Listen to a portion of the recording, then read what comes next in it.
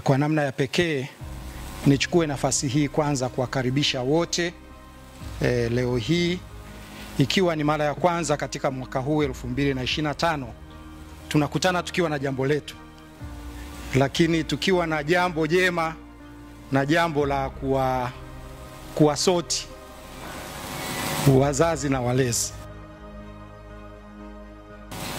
Na leo hii tuko hapa kwa jambo letu, tukiwa tunazindua suluhu ya tatizo la wazazi na walezi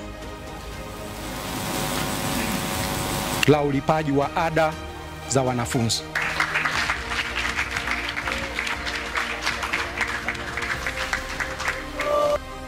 Mimi kwa namna ambavyo nilikuwa nataka niwaelezee, nashukuru sana kwa kuja na nashukuru sana kwamba leo tumefikia hapa.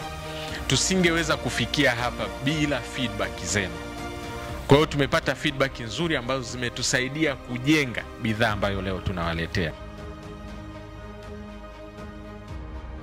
Tunashukuru kwamba leo hatuongei story, tunaongea mafanikio. Tunaongea mafanikio kwa sababu 30% ya changamoto tunazokabiliana nazo katika shule ni kukimbizana na ada.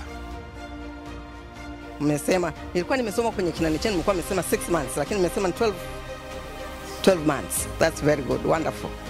Nafikiri hii itatusaidia, itawasaidia wazazi, itatuondolea stress, tunaweza tukaplan.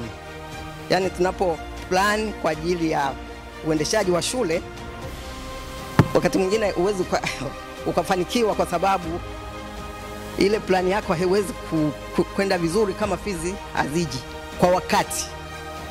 Tunachaji quarterly. So unaposema alipe kwa miezi 12, nafikiri it's okay kwa sababu kila baada ya quarter anatakiwa alipe kiasi fulani. Kufikiria mbali zaidi na kuona kwamba je, nisipokuwepo, mapenzi kwa mtoto wetu bado tunayo na tunataka endelee kusoma. Basi nadhani tukiingia katika platform ya Ada Faster tutaweza kufanya maamuzi yaliyo sahihi, na maamuzi yaliyo sahihi ni kuongeza lile chaguo la kuwa na bima ya maisha. CRDB Bank, tunakusikiliza.